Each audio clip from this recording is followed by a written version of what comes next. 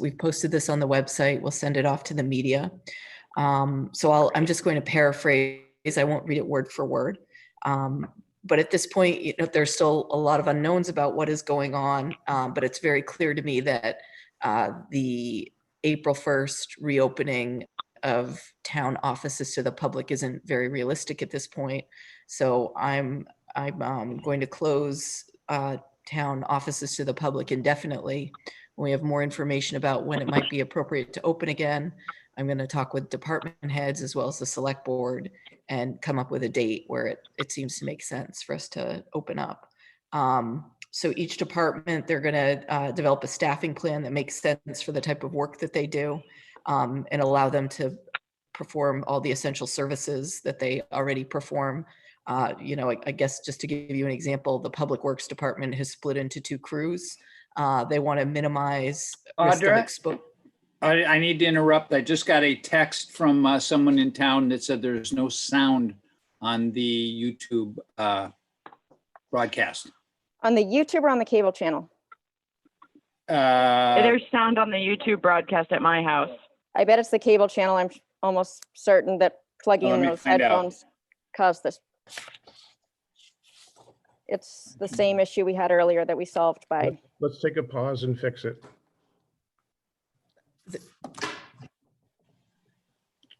Okay. So do you want me to?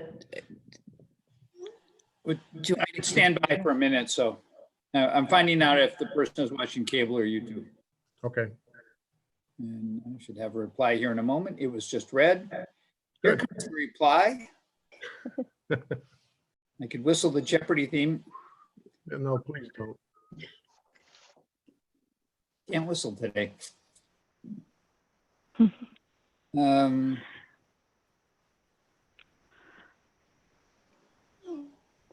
Thanks, can hear now. So whatever it is, it's fixed. Must be the cable. Why don't you begin anew, Audra, please?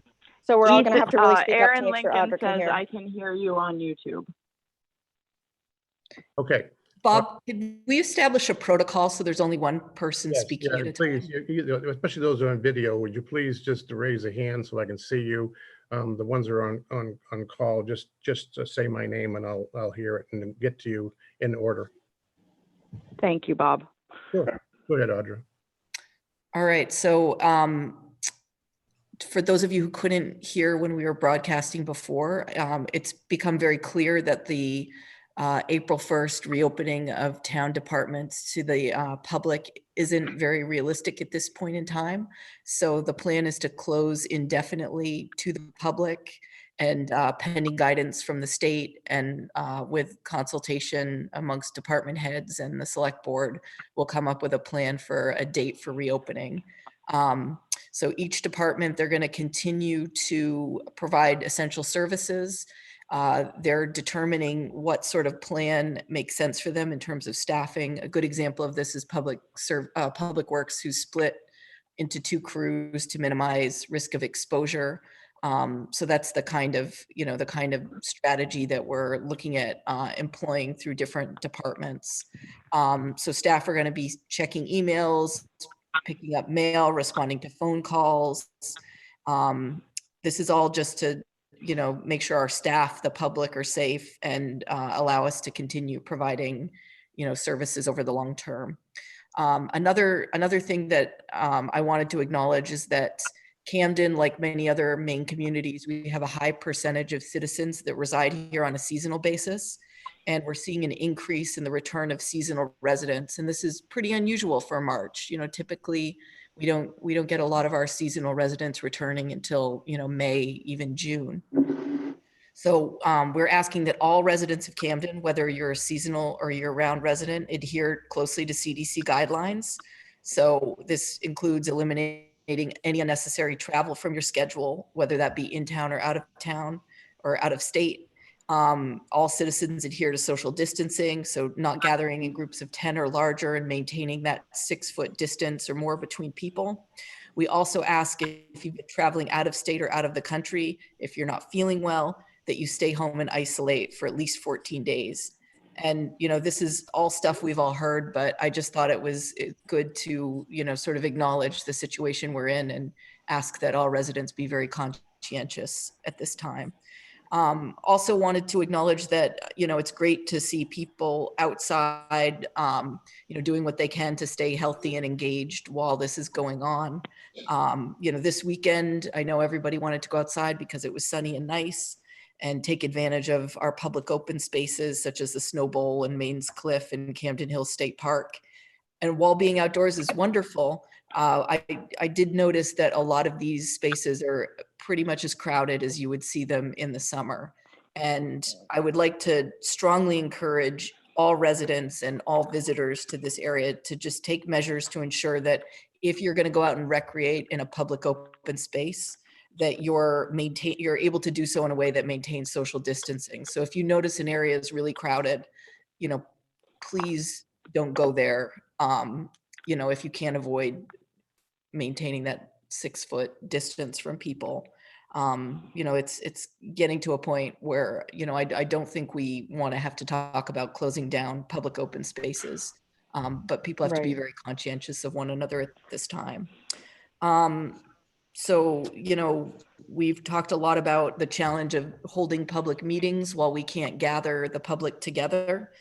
There were a lot of helpful changes that were adopted by the legislature to allow for remote meeting participation. As everyone can see, this is our first try at that on this platform. So we would encourage everyone to watch our cable station, which is 1303, and also access our YouTube channel if you would like to view select board meetings and provide comment. The budget committee is going to resume their regular meetings on Thursday at 6:30, and they're going to be held on Zoom as well. If you're not able to provide comments via YouTube, please email. It's tocselectboard@camdenmaine.gov. You can also email myself, Janice, or any of the select board members, and our contact details are on the website. We post our agendas Thursday before our meetings, which are typically on the first and the third Tuesday of the month. And on the agendas, there'll be information on how you can comment publicly on these meetings and where you can go to access them. And if you need any other direction, feel free to email any of us. We can help you get all the information you need on how to participate and how to watch and how to provide comment. Also, I just wanted to inform everybody, if you hadn't heard, there are opportunities for small businesses who have been impacted to access assistance. The Small Business Administration is offering working capital loans to help businesses meet their ordinary and necessary financial obligations that they might not be able to meet as a result of the pandemic. So if you need more information or you're interested in accessing these programs, I'd encourage you to reach out to our Planning and Development Director, Jeremy Martin. He can, guide you through the process. And you can also learn more about the loans by accessing the SBA's website. And all this information will be posted where people can access it. So in terms of community members who might need assistance, we've posted a resource sheet on the website. There's also a community groups that are working on much more comprehensive resources and coordinating responses. And as soon as this information is ready to publish, we'll make sure that it gets out there through any means that we have at our disposal. Also wanted to just remind everyone, the wastewater department, they're seeing increase in the number of wipes that are being flushed and ending up in the sewer system. And I just wanted to remind everyone, even if a wipe is marketed as flushable, it is not flushable. So please refrain from flushing any wipes down the toilet. It can, enter the sewer system and cause mechanical failure to equipment that's very, very costly to replace. So during this time, please do what you can to minimize flushing materials such as that. And also just wanted to say how proud I am of Camden's residents and businesses. Everybody's being incredibly committed to one another and trying to protect one another and keep each other safe. So I know it's a difficult time for everyone, but I think that everybody's shown they can really come together and take care of the most vulnerable people in our community. And I think that's something that everybody should be very proud of. And, it's not going to last forever, though it's probably going to last for longer than we all want. So keep posted, keep accessing our website. Janice has done a great job to put as much information as possible on the front page. And we're going to keep updating it with any resources and other information that we have when we have it. Okay, I'm going to go back 1 second since we didn't have sound on cable to the people listening there. In the introduction, I just mentioned that obviously, as Audra said, this is a rather historic event, having select board meetings or any meetings live streamed for the town. It does create some challenges. You do understand that the time lag between our talking now and you is about 20 seconds. This is going to require us all to try to be more look ahead more efficiently when you do take a look at future agenda. If you have comments or input at any time, Audra mentioned the various ways you can do that. You also have the option, and more in advance, the better off we are because we can read them on the public record, as some people have done already. But as far as this meeting goes, on YouTube, you can make comments as an option. There is, like I said, the time lag. We may have to pause for a minute to make sure that if we have any, we'll make sure they get read or input. We do respectfully ask that if you do, you include your name and address so we make sure we're not getting any erroneous messages from wherever in the planet. With that said, I guess we would go on to our agenda now and talk to since we don't have any specific public input that I'm aware of, Janice, at this point. We'll proceed with the select board reports. Allison, would you like to start? Sure. Yeah, so I guess I think probably the most impactful thing that I have to report that is likely most people are already aware of is that we have temporarily suspended most of our recycling program at the transfer station. The hope is that this will not be permanent, but out of an abundance of caution, because it's not as much about protecting the public in this case as about our employees. The way our recycling system works is that there are a number of steps involved and a lot of contact with the material that the public brings in. So we're looking at different ways that we can ensure the safety of employees, but for the time being, it's going to be corrugated cardboard only. And the rest of it should just go in your regular household trash.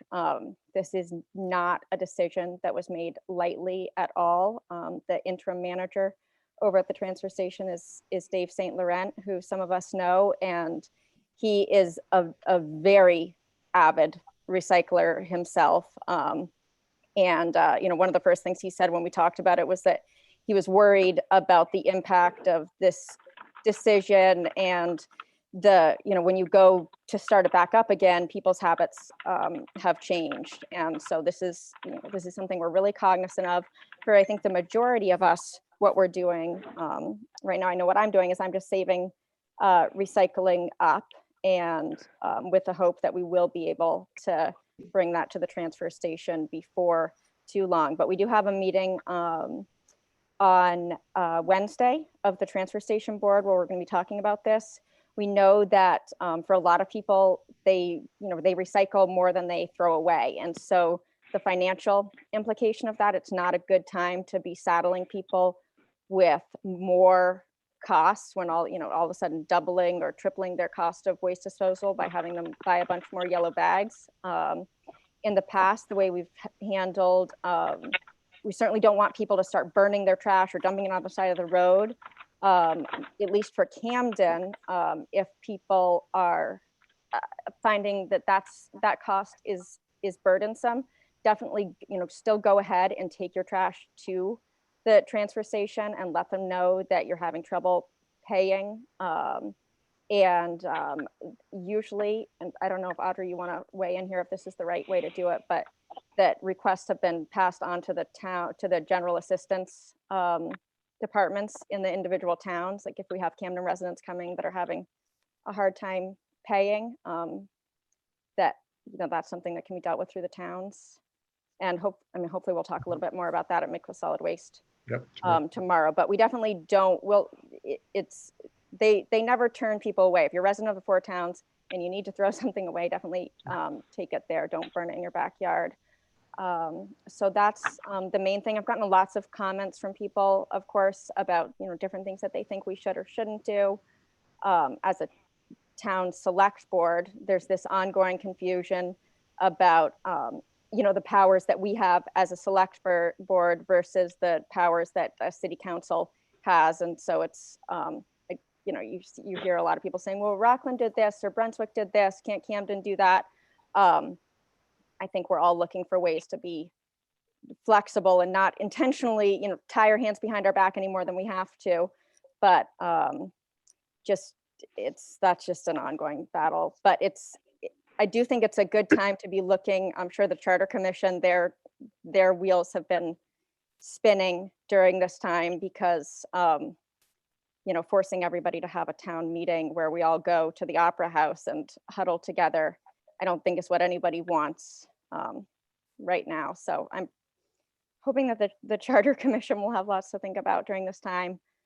And the only other thing that I just wanted to mention is that some people have said that maybe the town office could use our windows to try to get messages out to the public. We have a lot of Opera House stuff, but it might be, I don't know if Audrey, you think it's feasible to sometimes post, with our big printer that we print things out on, just some of the main social distancing guidelines that could go up in the, in the windows of the town office or something like that, to try to encourage people to An option. follow along with what the state is recommending. It's an option for sure. Mhm. Anything I think it's a good else? idea. Anything else, Allison? No. Good. How about Mr. Benzie? Yeah, I'll just a couple of things to just reiterate what I think Audrey said it very well. That it seems like people are doing for the most part, a very good job of keeping up social distancing and minimizing, non-essential travel and trips. And I think it's important that we continue to be vigilant about that and follow CDC guidelines until we hear otherwise. In terms of local calls for service for public safety, I think it's just important to remind people that if you do have a call for service for police, fire, or EMS, and you are not feeling well, it's important that you let the call taker know that you're ill. So even if you have a call for service for police that's unrelated to illness, it's important that you let that call taker know so that our first responders can be taking precautions if they do end up coming to your residence or wherever that call for service might be. Obviously, our first responders are taking their own extra precautions to keep themselves safe, but we need to do our part as well as a citizenry. So just a reminder for people, if you have a call for service for police, fire, and EMS, and you are ill or have been traveling and or hit a high risk category for COVID-19, that you pass that information along over the telephone when you make that call for service. Thank you, Taylor. Thank you very much. Thanks. Jenna, do you have anything you want to voice? I do. And just so everybody knows, this is Jenna Lookner. I'm here. I'm on audio at the moment. And I just wanted to bring up something that has been brought up to me a couple of times, which is something that is just a thinker for all of us, is as we pilot these Zoom meetings and whatever else, but to just keep not quite in the back of our mind, the June town meeting, if this is still continuing, how we want to approach that and start to talk about some strategies. And I mentioned this to Audra, but I did just want to mention it to the board collectively, because it's been brought up to me a couple of times. Whether we are still, gosh, I hope we're not, but if we're still in this situation when that time comes, that to be prepared, it would be a good thing as well as we can. And I won't just reiterate everything that's been said, but I've had a lot of calls with concerns about COVID-19, about people not self-quarantining, all of these things that we've spoken to. So I really appreciate Audra's efforts for making some public communication. And I think Allison has a very good idea of putting some public front-facing messaging in the town office windows. Okay. Thank you. Welcome, Jenna. Thank you very much. Mark? Hi, Bob. A number of things. Number one, I wanted to talk about COVID-19 for just a minute. Some of the latest. I've spent a lot of time looking at the symptoms, looking at what's going on. it's really important that people pay attention and stay with the social distancing and self-quarantine. Latest statement that just came out a little bit before we started the meeting, it said that the doctors are seeing the pattern that for the first 5 days that you actually start to have symptoms, and they may be a slight headache, a low fever, some stiffness. It doesn't feel bad, and then you might start to be better. And at the 5 to 7 day period is when the respiratory distress really comes on strong. And that's when most people end up going to the hospital. And then once they get in the hospital, they start to get better, and then they can take a turn for the worse. So you may think that you're not really sick. You may not think this is not serious. It's maybe not COVID-19, so you're going out and about. Please take anything seriously that you get. It's really important. It's really important.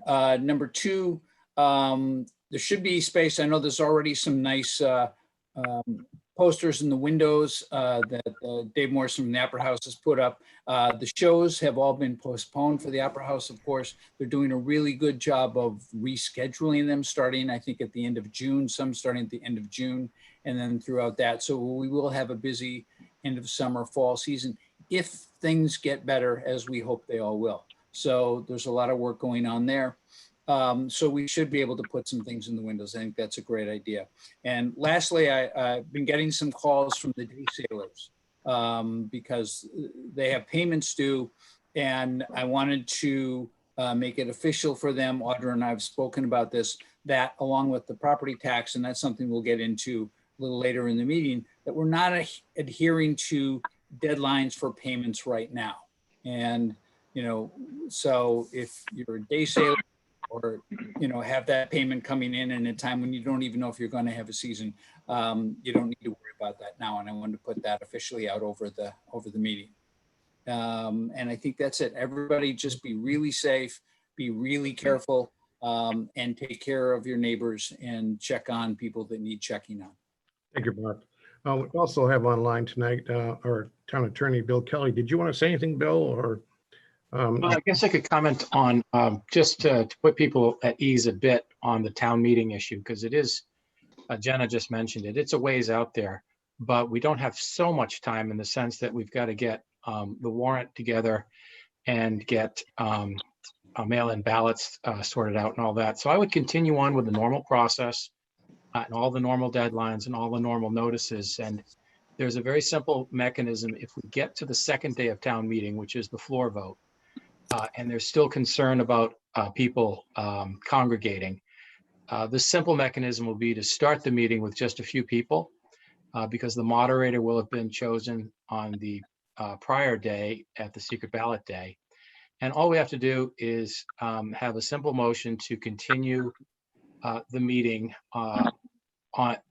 in the forum of the floor vote day, and just do it to a date and time certain. And so it's a very simple mechanism. If we really have to do that, seemingly we won't, but I just want to put people at ease. We won't have to go through all the notice provisions and restart everything. Mhm. And of course, the secret ballot day, that can be controlled in terms of access to the booths, in terms of the way people are led into the building with safety. So just to comment on that. Otherwise, no, I don't have anything else. It's obviously, you guys are covering most all the issues. Thanks. Great. Yeah, thank you, Bill. That is a good segue into the agenda tonight. I'm sorry, Allison, you have your hand up. I was just, do you think that no matter what, there's a way to do the secret ballot option? Well, if you're asking me, I mean, I know yeah. you're not a doctor, so I don't want to put you on the spot, but is that not something you think we need to at least plan for? Or, I mean, hopefully not, but I guess we could talk about that at a later time. Yeah, from my perspective, I think that's much more easily controlled instead of people sitting in one space for an hour or two, and they can be let in a very safe way by the wardens. So I think that's, I don't see that myself as being a big problem. Okay, I was going to mention as a segue to a little bit about the agenda, because, you know, we understand that the public is not in attendance, and we have two items on the agenda tonight that are public hearings on certain ordinances. And we are at the present time have these here, and including setting a public hearing date for another one, assuming that the warrants need to get done on a certain schedule, they need to be approved, printed, and make a June ballot. It's probably, we believe that's smarter than saying, oh, well, we're pretty sure we're going to delay a vote and then wind up not getting anything on the ballot that we want to get done. So that's why those public hearing items are on the agenda tonight.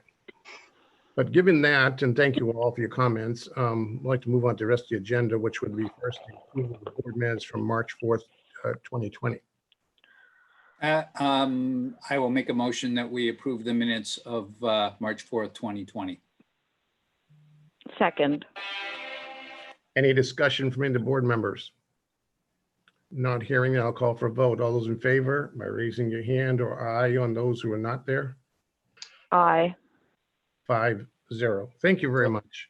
Hey, Bob, Yes, Bill Kelly, just in case anybody's reading the law, unfortunately, the statute that was just passed suggests that when you take these votes, you actually call a roll. Okay.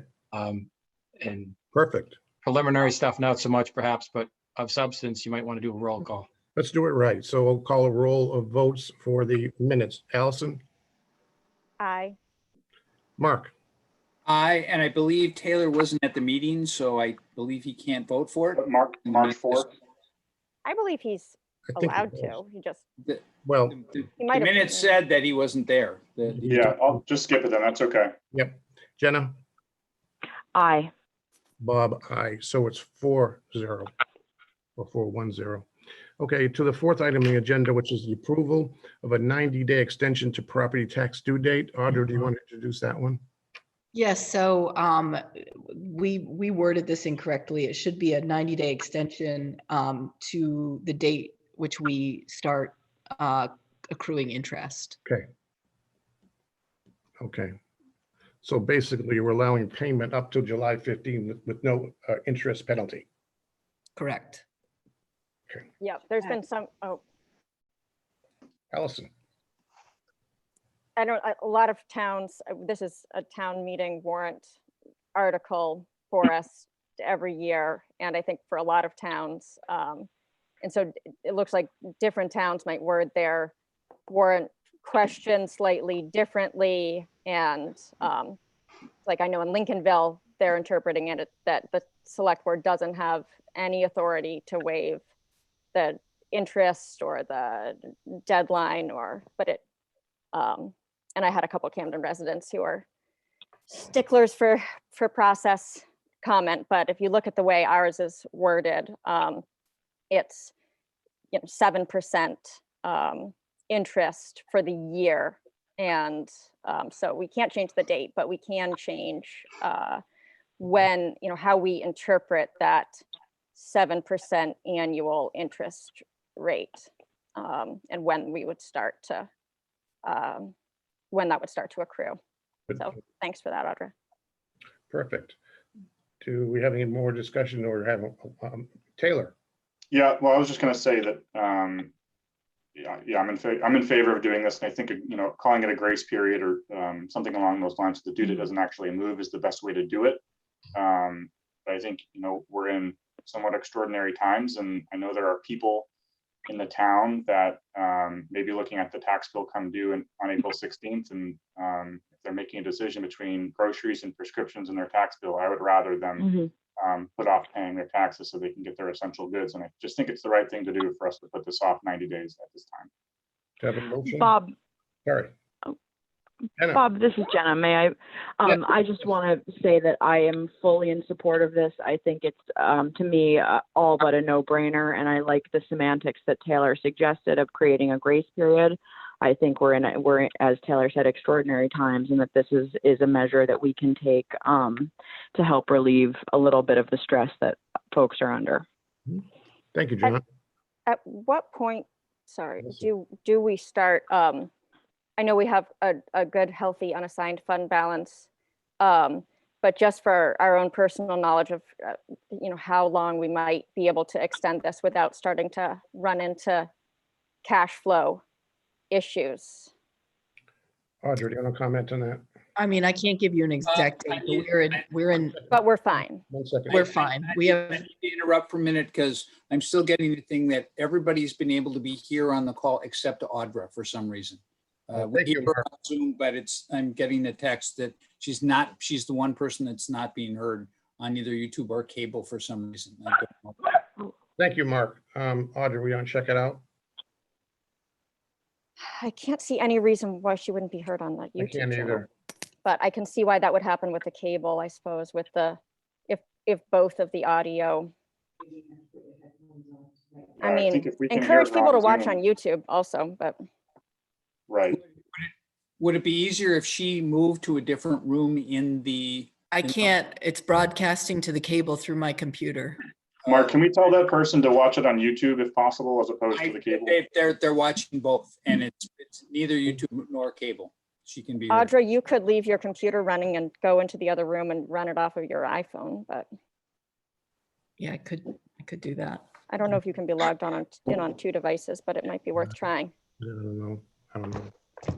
I- But I know to Allison's question, I know that Jody and Audra have spoken about the finances and they feel pretty good up to and through July 15th. That we won't get any cash flow issues.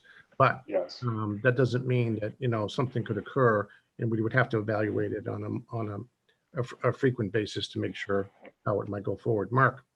I should mention that Bob and I spoke earlier about this. From and- people saying that they can hear me on YouTube. We can hear you now too. Yes. One of the things that's happening is a lot of people have their tax payments paid through their mortgage company. So it's coming automatically. So that should supply, I would imagine that's a certainly high percentage of people. So that will bring funds into the town. So it may not be everyone that's delaying their payments. So that should help. Yeah, I think it's just something we have to continue to watch right now through July 15th. Yeah. feels good. And there is quite a bit of taxes that has been paid per Mark's comment. It's substantial. So we're looking okay right now, but I can't say we can extend it for 6 months and be okay or whatever. We're going to have to evaluate as time goes on. Everything we're doing now is fluid. And like we all said, we're hoping that will change in the near term, but we don't know that. So we're planning on what we know, and that's about all we can do at the moment. But Audrey, do you want to say anything else to that matter of cash flow? Just that it's not going to be a problem. I didn't think so either. Thank God, Camden's financially managed very well by Audrey and her team. But it doesn't mean we're not out of, we're free and clear. We can't print money yet. And make sure our attorney didn't hear that. So with that said, do I have a motion for this item 4? I will make a motion that we approve the 90-day extension / grace period to property tax due date. Second. Second by Jenna. Any more discussion on the matter? Then we'll vote. Allison? What? I'm Oh, asking- the roll call. I was, Sorry. I thought you wanted more discussion from me. Sure. Aye. Mark? Aye. Taylor? Aye. Jenna? Aye. Bob is also an aye, 5-0. Thank you very much. The next item on the agenda is the approval of two bids, one for Norwood Avenue and the second for the Mechanic Washington Street parking lots. And I believe, Audrey, am I correct, in Norwood Avenue is a new bid, but the Washington Mechanic is just a rebid of the design that we approved last year. But Correct. So we did it 'cause the completely. redid contractor that couldn't get it done. project. Okay. Yeah. Okay. And those bids, I'm going to pull them up here. Hold on a second.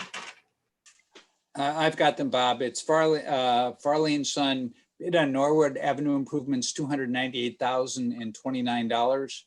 Jake Barber and Company in Rockland bid $553,066. Mhm. Mechanic Washington Street parking lot, Farley and Son bid $210,000, $210,900. And Jake Barber, $326,165. Correct. Thank you, Mark. And just for the record also, Audra, as I recall in discussions, Norwood Avenue is coming out of our 2020 budget for paving and the like. And the original budget for the Mechanic Washington Street parking lot CIP project is how much? It was 208 was budgeted. Well, I did notice that this most recent low bidder on Washington and Mechanic is lower than the bid we had last year for the same scope of work. Okay. Well, you did adjust the scope of work. Once or twice.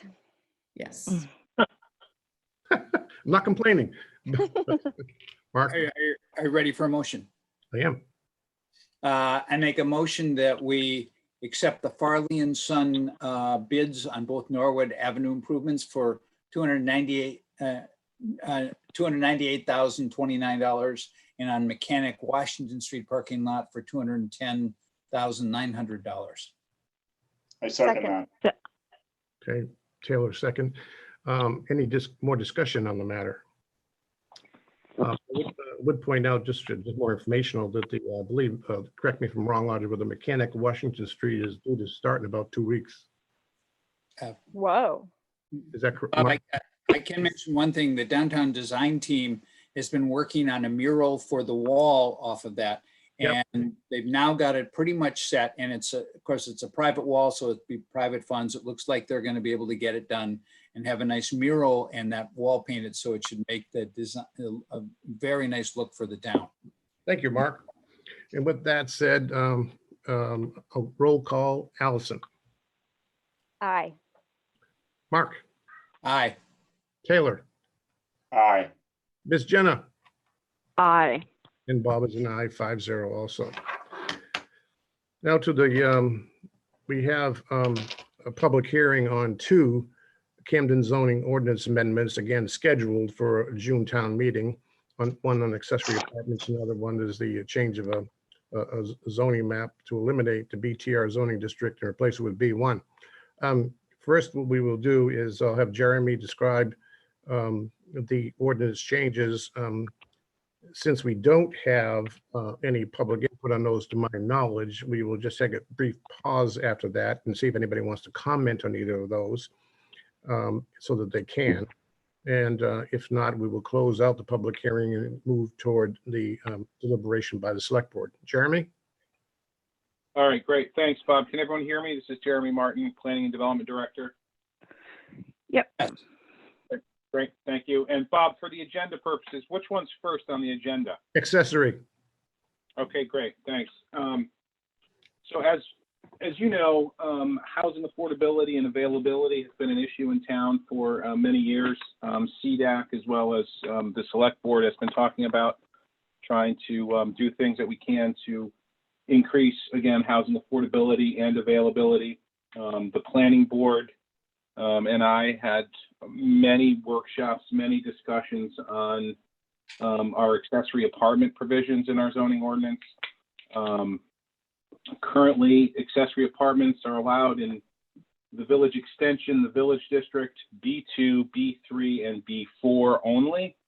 And again, currently, the owner of the property must live in the single-family home and can only rent out an apartment, an accessory unit, to someone as their primary residence. And that property owner cannot live there or cannot live in the accessory apartment. So what we did after many workshops, many discussions, I drafted zoning ordinance and the Planning Board approved. We had a hearing on this on February 20th. Expands the zoning districts that allow accessory apartments to the RU1, RU2, and the CR districts. And then it simply indicates that requires that both the single family home as well as the accessory apartment must be lived in as the occupant's primary residence. And we defined what primary residence is. And it does say that the owner does not need to live on the premises, but they, again, both units have to be occupied as primary residences. Again, we had multiple meetings on this. We had, I believe, one person from the public came to a couple of these meetings. They were actually of the perspective that we ought to go a little looser and not require primary residency in any of the units. The planning board was pretty staunch on keeping that requirement. And I agree as well. And so the planning board unanimously voted in favor to move this along as written. It would require an amendment to the definition section, changing the definition of accessory apartment, and then an amendment to the Article 8 district regulations, sections 2, 3, and 4, and that would allow these in the RU1, RU2, and the CR. And there you have it. Again, we had the public hearing on February 20th, unanimous support from the planning board. And at that hearing, I don't believe anyone came and spoke in yay or nay against that. Okay. Are there any, let's just pause for a minute, literally a minute, just to give anybody a chance to comment if they'd so desire on YouTube. When you're ready, Bob, I just have a question. Of course.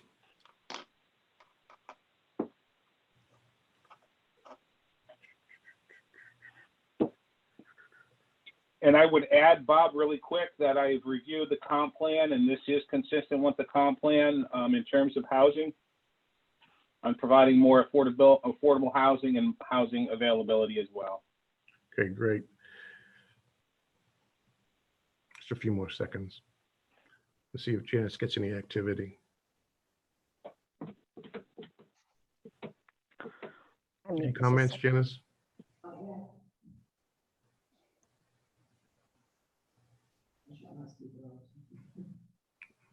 Okay, then we can always catch up if there are any. We'll close the public discussion portion, obviously, and revert to select board decision on this amendment.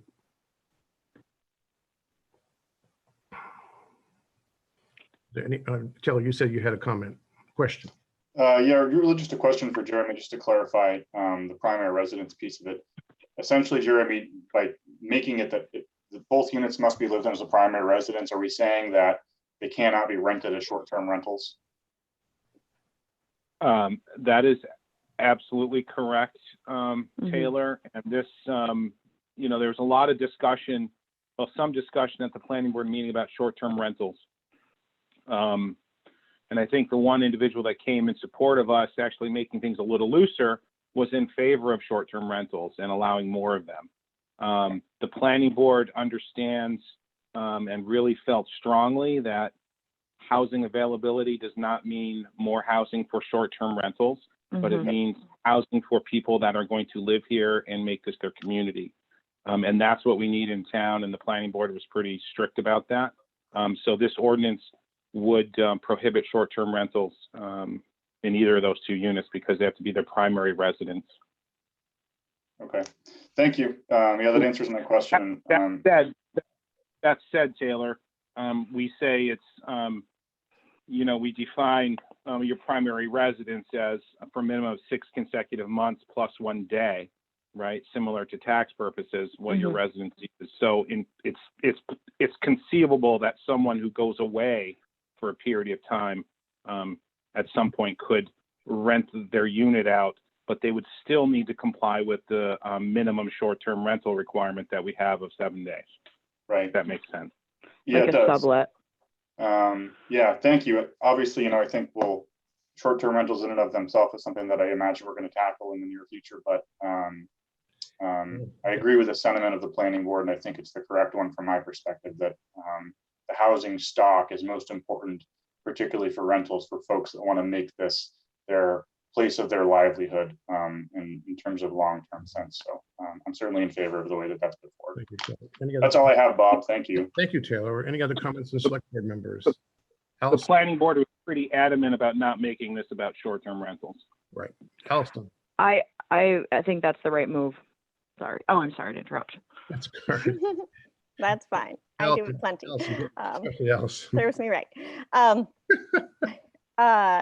I mean, I would just say that I think it's nice to see something actually happening in this direction of increasing the amount of housing that's available. This is in my mind a pretty small step, not at, not at all controversial, really, and shouldn't.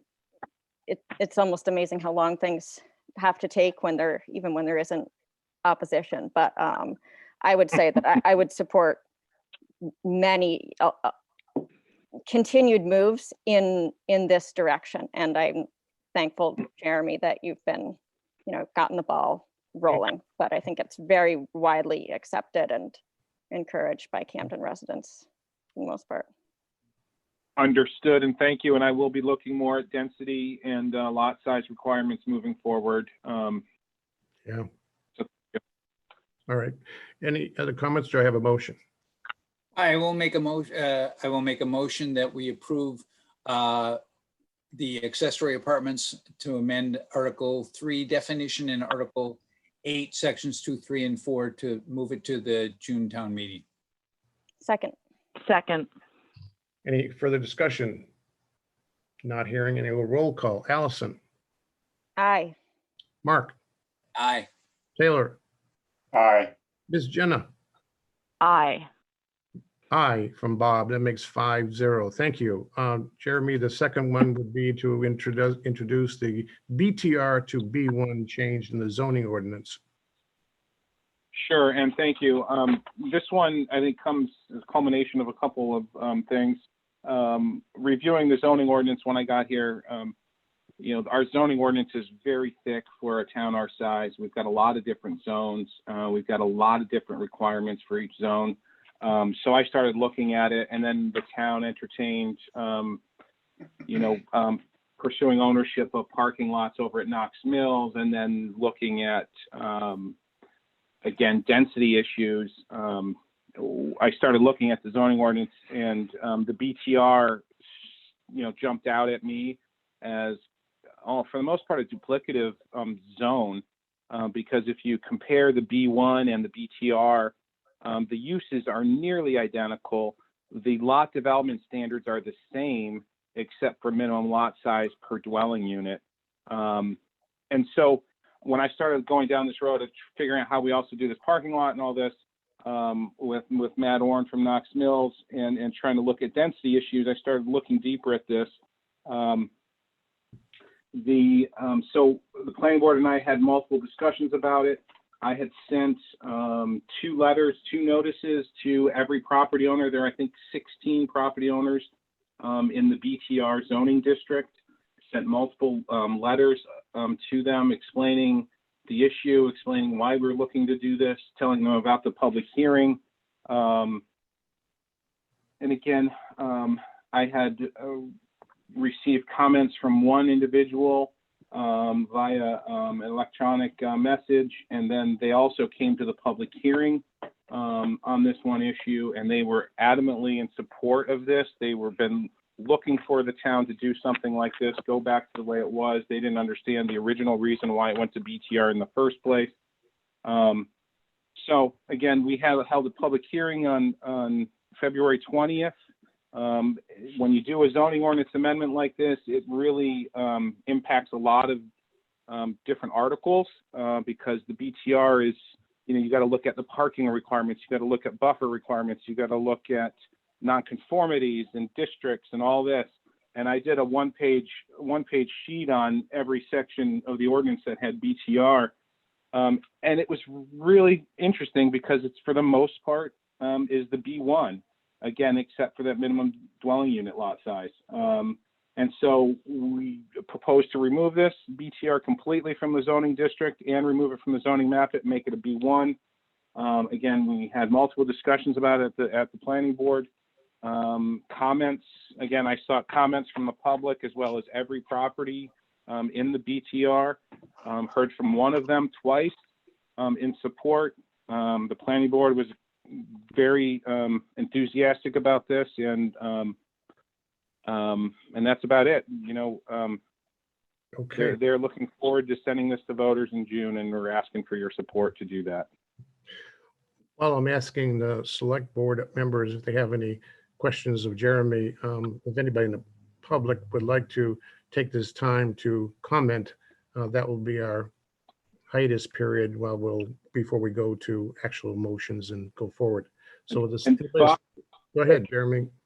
really quick, just to clarify, Steve Wilson and I, when I sent out the letter to every property owner in the BTR, we also looked at every single use that is currently happening on every one of those lots to make sure there were no issues in terms of creating nonconformings or creating issues for those property owners, and we did not identify any issue with doing this.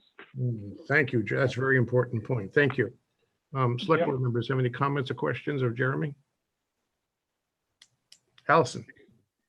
I would just like to again say that this is great work by Jeremy. Our zoning ordinance and zoning map is like this tangled web of, you know, lots of good things and also lots of history of special projects and special interests. And I think one person explained it to me once that you can go through our zoning ordinance and you find all these little footnotes and things, and that some people could probably pencil in a person's name next to each little thing because Right. you know, a lot of the time it's just easier to add one more rather than looking at the zoning map and trying to simplify things and say, you know, all these buildings should really be allowed to be this tall or that tall. It's just easier to add one more little special zone or special exception, or and it makes it easier for everyone if we can start trying to untangle that a little bit. So thanks for finding a good one, Jeremy, and keep at it. Thanks. Anybody else any comment? Mark, Jenna, Taylor? Not hearing it, but Mark, go ahead, get your hand up.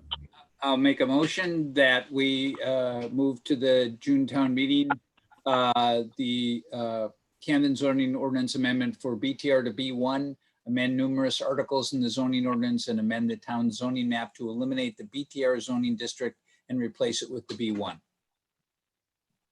Second. Jenna seconded. Any further discussion? Not hearing any. Roll call. Allison? Aye. Mark? Aye. Taylor? Aye. Jenna? Aye. And Bob is an aye also, 5-0. Thank you very much. So the next item on the agenda, which is the public hearing on the cemetery ordinance concerning the operation and maintenance of the Mountain View and Oak Hill cemeteries. Jeremy, do you want to introduce that one? I'm going to push this one off. Not on me, unfortunately, Bob. We had this yeah, this one's not me. I didn't have anything to do with this. I think Sorry. Sorry. Nice try, Jeremy. Nice try. This is all we know. The They truth. told me this was a hot potato. So just to give a quick, Audra, go ahead. so just to give a quick overview of this, this came from the cemetery board of trustees. Okay. And they do a great job and are really Yeah. thorough. And Yeah, I have to I definitely support their judgment on this. It's a very, very minor changes. well, Nothing radical at all. again, to the public, if anybody has any comments in the public on this ordinance, please feel free to make comments via YouTube or email, whatever works. And we'll just I'm trying to slow us down a little bit so we have a chance for that lag to catch up. Are there any questions of Jeremy on this one? Taylor, Mark, Jenna? Nope. Me, I have to say too, I would agree with Allison. I would trust these people know what they're doing, and I would be supportive of that because I didn't see anything and it was anywhere near an elephant. But to that end, and probably not getting any comments from the public, I'd revert to the select board decision. I would move that we, hold on, this is the public hearing, right? We're not setting, Well, yeah, but so we're putting this to the June town meeting. This Right. is the final one. that is sorry. correct. That is correct. I would move that we forward the changes to the cemetery ordinance onto the June town meeting. Okay. Is that, sorry. Thank you. That's fine. Second, Second. Jenna, second. Hello. Any further discussion? And I'll revert to a roll call. Allison, Aye. Mark, Aye. Taylor, Aye. Jenna, Aye. and Bob also an aye, so it's 5-0. Thank you very much. The next item on the agenda is not a public hearing. It is to set a public hearing date so we can have a public hearing on the zoning amendment for the June town meeting with regard to the Historic Resources Committee and the demolition delay ordinance has been drafted in our packet. This one is a good example of, honestly, of how I'd like to see the future ones go, where we got like I believe it's about 6 comments from people. By the way, they were all supportive of this ordinance. But I've encouraged others who would hit before it, against it, or just want to make a comment to it, to get those to us so we can have them and be able to read them as part of the public record, because they need to be in the public hearing, presuming it goes forward, of course. But I personally don't see any reason why we wouldn't move it forward to a public hearing on April 7th. I believe that's next select board date. Am I correct, Audra? That's correct. April 7th. Yeah. So unless there's more discussion, I would have a motion. And I Go ahead, just Al. quickly, oh, it's Jenna, sorry. I just quickly want to say that we have received a couple of letters from folks on the Historic Resources Committee and all of that, and I think the appropriate time to use them would obviously be during the public hearing itself, Yeah. rather than now. I think, and we could read them now, and I'm just wrestling with procedure, but I will say they're all highly supportive of this measure. Yes, Um, yes, very much. If the board is in agreement with it, should at least, somebody should make a motion to move this to the 7th. Oh, sorry, Allison. I would just say that, I don't think that they were wrong to send the comments along now, because just having the select board send it forward to a public hearing is, Huge. that's a substantial vote. And in the past, it hasn't always happened. And so there's been a history with this of, despite widespread support in the town, I think there have been various hangups in the past. And so I think in this case, it is totally fine to just wait and read those letters at the public hearing. But since we all are so supportive, and it's, to me, such a no-brainer that we would move forward with this very low-level protection for a few of the properties, historic properties. Just in our we're town, we're moving forward with setting a public hearing date. Right. If- But it would be a good time, for us to say,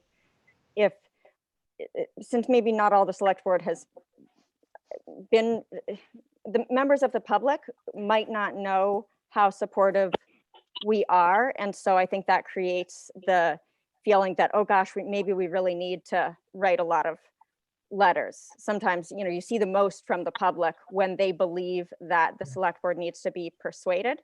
Mhm. And so, I would certainly encourage that. I certainly have some trepidation on it. It's not serious trepidation, but I'd like to hear more comments back on pros and cons on it for discussion at the public hearing. oh, you do have trepidation? I Little feel like we should have talked about this a little bit more if there's a lot of, This is the time to talk about when we get into public hearing and setting a date for public hearing. But the time for the select board to express concerns would be, there actually is a little bit of time that we could possibly make a couple little changes. If, I don't think it's a great practice for the select board to wait until the public hearing to share all of our concerns. Well, I mentioned to a number of people, some of the people that wrote in support, that I'm just curious. I'm just trying to balance the lack of enforcement issues on in that ordinance. I don't see any enforcement. It's a delay that is. It has no teeth. Thank you. That's all. But so it's not, so your concern would just be that it's not Well, strong enough. It's, your Yeah. concern is not with yes. like property owners' rights No, or no. wanting all the buildings in town No, demolished no, or. Enforcement. Yeah. You in the past, I feel very, very passionate about protecting the historic properties that are in the town.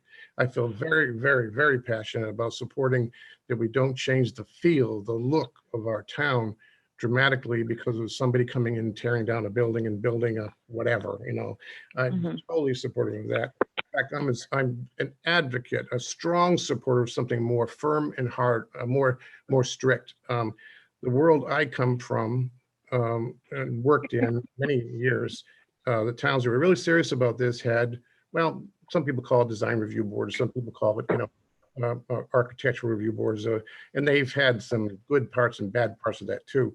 But they're able to protect the look of the feel of the town, which is, to me, part of the historic look, and not just the structure. Example, in one jurisdiction I saw, they had a similar ordinance or a demolition ordinance, and all the homeowners did was tear off all the facade of the building and replaced all of the windows, and it made it look like a totally different structure. And it wasn't a demolition; it was a remodel. That gives me heart. Good.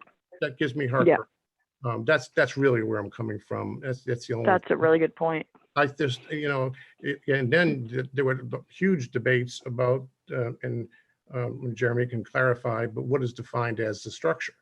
Is it just the framing of the building? Is it include the sheathing? Is that the structure for the delay? Lastly, and because I really want this to work. I mean, I think it's imperative. I love the look and feel of a old colonial, town. I love driving up High Street and have that feeling. And I certainly don't want to see any of those buildings demolished in any way, shape, or form, or even substantially modified. What I fear, in the way this ordinance is written, is that, for example, a person can, and I believe Jeremy, is it 90-day or 120-day? Well, just to clarify a little bit on this, the ordinance provides for a 120-day maximum. Right. And that's how it was all along. Okay. And then the planning board heard some concerns, or had some concerns about the 120 days. And are there times or instances when the 120 days is just not needed because maybe that addition or that L to a barn is not contributing to the historic character of the building, right? So they asked if there's a way to do it so that the code officer could then just, in essence, waive that 120-day period and issue the permit to demo. And this ordinance does provide for that. It provides for the ability for the Historic Resources Committee to advise the code officer and say, hey, this is really not needed. We don't need 120 days to work with this property owner. It's not significant. They can move forward with demoing this building or an L to the building. So there is that provision in there. That was changed from, additionally, go ahead.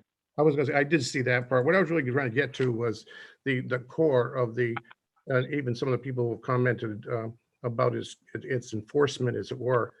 I see situations where, there are people, no problem, they could easily come in, buy the building, apply for the permit the next day for demolition, go off and do their redesign, and that takes about 3 or 4 months usually, and go and demolish the building. That's not enough for me. That's not strong enough. I appreciate that, and I heard that concern from the planning board. I heard that concern from the Historic Resources Committee.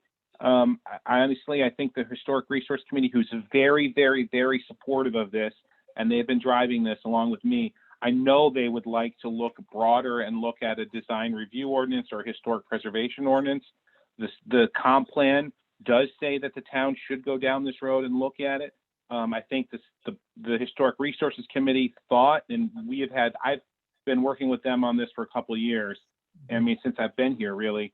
And they, are advocates for this approach. They're advocates for trying to take a small bite at this and to gauge the town's, perspective on historic preservation. If they really want to, if they really value these buildings and how we should protect them. I know that they're going to be interested in moving forward on a broader design review ordinance like you suggest, Bob. I think that's appropriate.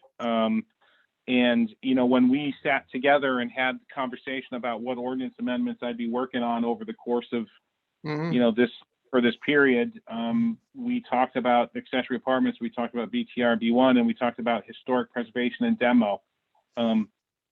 Demolition review, I prefer to call it demolition review than delay, but it is it's not quite as a process to bring everyone on board. A full design review or historic preservation ordinance, even the Historic Resource Committee, they're looking at that. If we start moving forward in that direction, they see that as a couple year long process to get the community's buy-in and the community support for such a thing. But they're willing to engage it. They're willing to work on it. They think this is a great first step. They've been stalwart advocates for this. They have the town of Camden's, best interest at heart. I firmly believe that. I firmly believe that's why people move here and why people value this town. Yep. No, I get all that, Jeremy. Allison, you want to make a comment before I finish my comments? No, you can, I'll just I at was the gonna end, say- before you move on to the next topic. Okay. Okay. It's just that, I think if you want to get something done, you should start it yesterday and be serious about it and proceed on that basis. I'm just struggling with whether this is a first step or not, because I don't feel at this point. Bob, I will say, I mean, I was the historic preservation officer for the city of Bangor for 17 years while I was up there. And I followed historic preservation around the state and around the country, and very involved in historic reviews and ordinance development across the state, and especially in New England too. I mean, I will say a lot of these towns start off with a demolition ordinance when they all of a sudden, there's a town or a building in town that is significantly important to that town. They had no protections.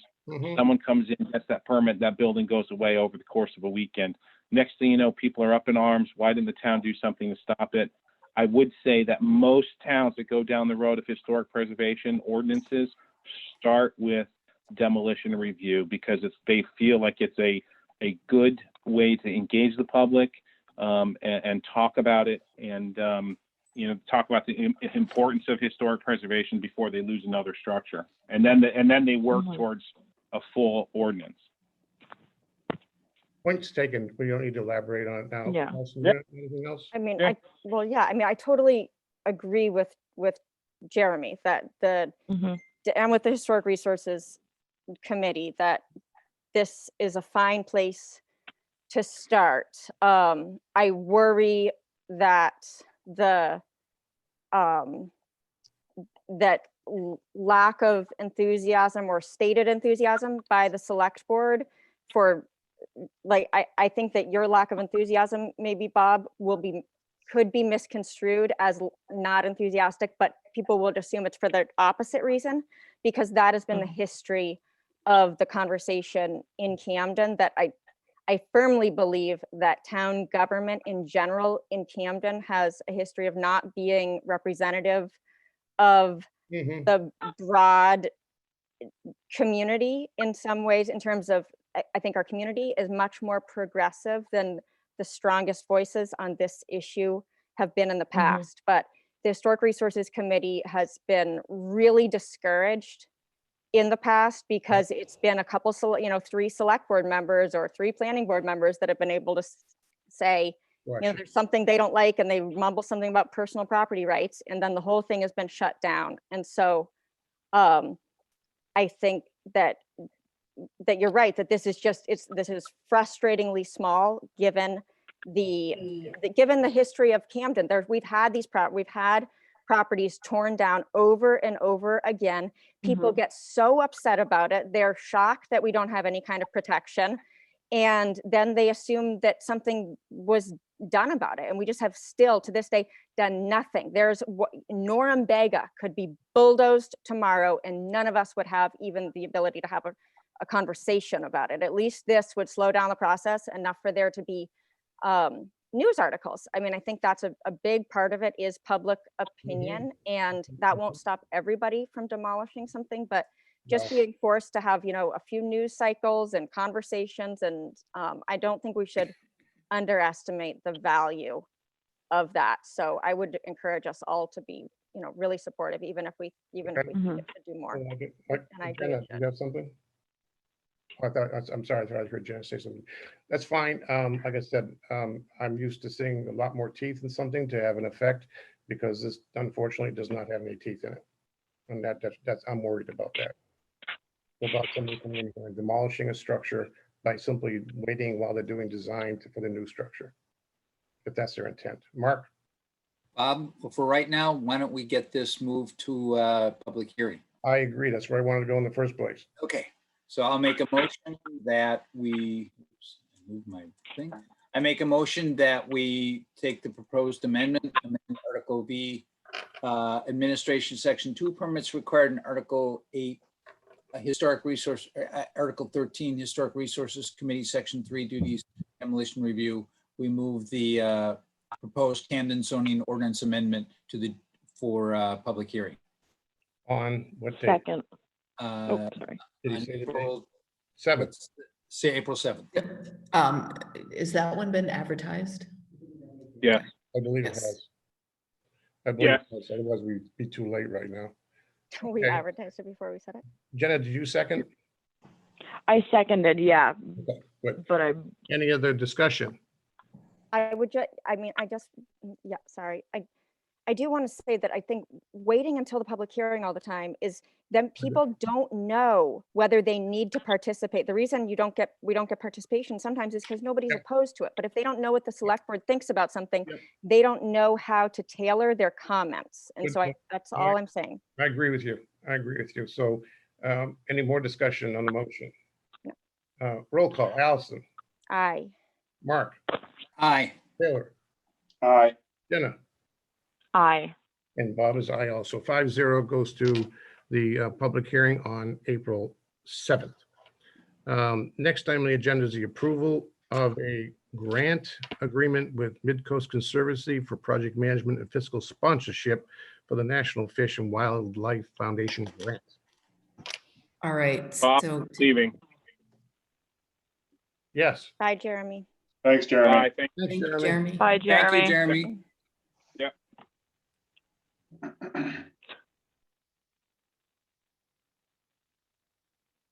Okay, Audra, do you want to lead into this one?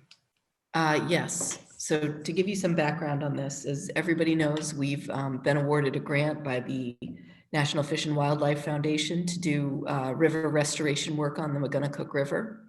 And it's a big project. It's very likely to be a multi-year project where we're applying for a number of different grants because this is like a broad assessment of the McGonagall River. But as everybody knows, there are a lot of different parts to the river and areas where we're going to have opportunities to do river restoration projects. We're going to be looking at all of the dams and options around how those are managed. And, it's going to be a multi-year effort. It's going to be a lot of work. And I think that we've all acknowledged that it's kind of beyond the capability of the staff that we have currently to do all that work in a way that's going to be effective and where we're taking advantage of other funding opportunities and able to leverage different grant opportunities. And also just the expertise involved in these projects. It's really, really important to have people who have an understanding of these programs and this type of work. And we reached out to a number of different organizations across the state of Maine with this expertise. And we're fortunate that Midcoast Conservancy, they're located in, is it Damerscott or in Newcastle? I think Edgecombe. Isn't it in the document? Talking out, I'll check. I think Yeah. it's Edgecombe on Route 1 there as you're. So they're probably one of the most experienced organizations in all of Maine in doing this work. They've done a lot on the Sheepsket River, and they've got great staff who, very knowledgeable and have years and years of experience. And through, outreach to these staff members, and Allison was kind enough to take the time to show them around the river. And, me and other staff members met with them to talk a little bit more about the project and what the town's needs are. We came up with a grant agreement where we're passing through some of it would be a match for the grant where we provide them funds to do a lot of the project management as well as the grant administration, and also act as a fiscal agent on behalf of the town. And the benefit of that is that we've had some individuals approach us about private fundraising. However, it's more advantageous for a lot of them, instead of donating these funds to some account that the town sets up, they would donate them to Midcoast Conservancy through a fund that they set up specifically for this project. Mhm. So it's just an excellent way that we can leverage funds that we might get from private donors or private sector contributions. And they've got a lot of experience with the grant administration, particularly National Fish and Wildlife Foundation grants, and also the broader project management that's going to be involved in coordinating a major project that's multi-year and has multiple components to it. And so that's the purpose of this grant agreement and the fiscal agent agreement, as well as the MOU. Okay, Audrey, just a quick question. This grant is from the town, I just don't understand the grant going from the town to, why is it called a grant? I mean, given how they are and how they're set up, it would be like a consultant. It's Right. like the same relationship between the town and a consultant, but for them, it works better to call it a grant agreement. And it's modeled off a similar agreement that they had with Maine Rivers. Okay, and again, as I read it, it's a $35,000 grant from us to Yes. them. Is there a time duration for this expenditure? Is this covering a certain period of time? Or No, it's meant to cover the project specifically. period? The Okay. length of the performance period for the National Fish and Wildlife Perfect. Foundation. That's why I read it. Grant. I just want to be sure. I would also just add that so that nobody gets too nervous about this. Right, what we have right now is only a planning and assessment grant. So that's the period of time that Audra's saying is going to take a long time. All we're doing right now is learning more about the entire watershed, the impact that climate change and the dams have on flood resiliency. It's not just, this one actually goes quite a bit beyond just the river to the associated wetlands. We know that Camden's having all these stormwater problems. People are ending up with their yards flooded and parking lots flooded. And so what Midcoast Conservancy is going to help us do is, which is part of our grant administration commitment, is the public engagement portion of this. It makes a lot more sense for an experienced environmental organization to be making some of the decisions about what to look at rather than having it be the town. We have a lot of expertise in the town, but then Yep. it's not really who the public wants to turn to for a definitive answer on environmental issues. And so Midcoast Conservancy has a lot of expertise in that area, and they can help us more Right. effectively both take advantage of the knowledge that the public has and also respond to questions and craft a process going forward where everybody has an opportunity to weigh in, and we can benefit from the experience that other Maine towns have had. So there is none of this at all has to do with construction or implementation right now. It's all just about how can we learn more so that our future decisions about what to actually do are better. Audra, I would add that a big part of what they're going to be doing is the public outreach and engagement and education.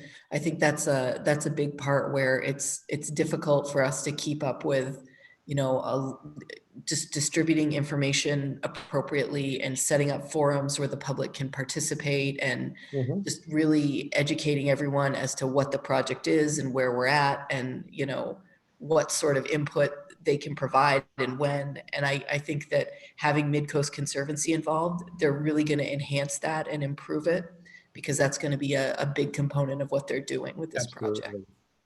Any other select board comments? I would totally agree with you, Audra, because I think the idea of what I call project management or technical services oftentimes has more credibility to the public about any trepidation they might have about where this thing is going. I think it's a great move. Any other comments? Agreed. All right, do I have a motion? I'll make a motion that we approve the grant agreement with the National Fish and Wildlife. Midcoast Conservancy. Oh, sorry. Midcoast Conservancy, Second. $5,000. Taylor's second. Any further discussion? Roll No. call. Allison, Aye. Mark, Aye. Taylor, Aye. Miss Jenna, Aye. And Bob is aye, 5-0. Great. Before we revert to have to go up to wastewater commissioners, that'll be our last item. On our current agenda, it talks about a few things coming forward because we delayed them because of things. We're trying very hard to try to balance what needs to be decisions that have to be made now versus what we can defer a little bit. And there are a few of those here. We do need to look at the approval of the Windjammer agreements. We've already approved the day sailor agreements for this coming year, where that has been attached in the packet now for a couple of weeks. So that's going to be probably on the April 21st select board meeting, which will be the second one in April. Secondly, the presentation on the Inland Moorings Working Group recommendation. Again, the report's attached. We'll probably try to get some more input from the group that's done this beyond the report if they want in terms of comment before the April 21st meeting. We do have a draft, Audra, is that correct, of FY19 audit report? Yes. Done in a select board meeting or a workshop? Well, everything's kind of changed a bit since we wrote down workshop. I mean, you know, that's something I think we need to reach out to the auditors and find out what they're doing at this stage. I think from the, mass correspondence they've sent to some of their clients, they can accommodate a remote meeting or a remote workshop, whatever your preference is. Well, we'll have to just discuss it with the select Okay. board, see what they feel comfortable with, because oftentimes there are a lot of questions on the audit report that have to be answered by our audit entity, obviously. So that's a TBD, I think, at this point in time, as far as how and when we get it done. So we don't have a date that we're eyeing at for yet, Bob. But we can't drag it out forever. Between now and the 21st meeting, we should have an idea of how we're going to, but if we're going to do that, I got a sneaking suspicion we may have to have a remote meeting. Right. Our auditors, so we can answer questions for those of us who may not understand each element of the draft report. I scanned it. There weren't a lot of elephants in there, but there's a lot of questions we should be asking. Yeah, I haven't read it yet, so it's hard for me to know how long I want to talk about it for. Yeah, we shouldn't. We're going to table this one, of course, and try to get it on the 21st if we can. In addition to the things like the renewal of license for the farmers market, we've delayed a lot of licensing stuff because of the changing regulations of the state have allowed us to not make these, for example, liquor licenses, veterinary licenses as imperative as they are or were. But we'll have to get to them and we'll sneak them into agenda as we go forward. That's about it. Before we go into wastewater commissioners, I want to restate that there's been so much activity going on in the town offices, and even without town office people being here, Audra and the team are working very diligently. Nothing seems to be falling in a crack anywhere. But last Friday, we really didn't have a detailed procedure to work through the complication of having this remote meeting, having it live stream, hopefully correctly, and I think it has.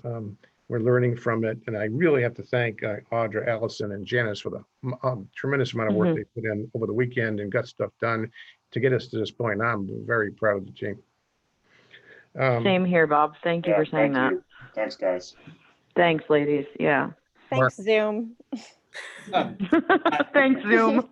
And yeah, thank you to everyone for all the hard work. I'd also like to say something as a parent in this town, that we are incredibly lucky to have the school system that we have because of we had an opportunity. Some might have thought it was not an opportunity because of the construction of the middle school and the fact that they had to vacate early in the year. The school had worked in developing remote school days for snow days. And because of that, when the schools were closed, they were able to move so smoothly into remote school days for students. And, for my son to watch him, he basically gets up and goes to school every day. He goes into his playroom. He goes to school from 9:30 to 2:30, does his work, does his homework, corresponds with his teachers. We're so fortunate to have that system set up in this town. I've spoken to other people around the country that are in far more difficult situations. So I just like to thank everybody in the school system that we're so lucky to have for the hard work they did in setting this up so that our students are getting the education they need and not losing that opportunity. Thank you, Mark. With that said, I have a motion to adjourn as a select board and convene as wastewater commissioners. I make a moved. So motion. moved. I'll say that's Mark first and Jenna second. So as roll call, all in favor, Allison, Aye. Mark, Aye. Taylor, Aye. Jenna, Aye. and Bob, 5-0. Thank you. As wastewater commissioners, we have the approval of two commitments of sewer user rates totaling $723,198.18. Is there anybody want to ask any questions about that or propose a motion? I'll make a motion that we approve the 2 quarterly billing and certificate of commitment of sewer user rates totaling $723,198.18. And the periods are July 18 to October 19, 2019. And that should be 2020, shouldn't? And the dates are, No, it's July 18, 2019 to October 2019, then October 2019 to January 8, 2020. It's correct. so those are past ones. Okay. Just sequential, yes. so- Right. So moved. I second. Taylor second. Discussion. All those in favor? Allison, roll call. Aye. Mark, I feel like I should say R like a pirate because that's what it sort of sounds. That's I how know, I it feel feels too. like- But I. Aye. you can say yes. Taylor, Aye. Jenna, Aye. Bob's aye also, and there'll be 5-0 on the wastewater commissioners. We already have left, unless there's any comments anybody would like to make to a motion to adjourn as wastewater commissioners and adjourn as select board also. So moved. Second. Mark second. All those in favor, roll call. Allison, Aye. Mark, R. I mean, I. Taylor, Aye. Jenna, Aye. and Bob, aye. So the meeting is adjourned. Thank you very much. And Thanks, everyone. Thanks, I just everybody. want to add anything. I'd love to hear from the public how well this worked for you. So Yeah. we know make improvements. It's really important to get your feedback. So please let us know. Yeah. Yes. Okay, with that, we'll end the Zoom and I end the live streaming. All right. Good night, everyone. Thank you so much. Thank you all. Bye-bye. Bye-bye.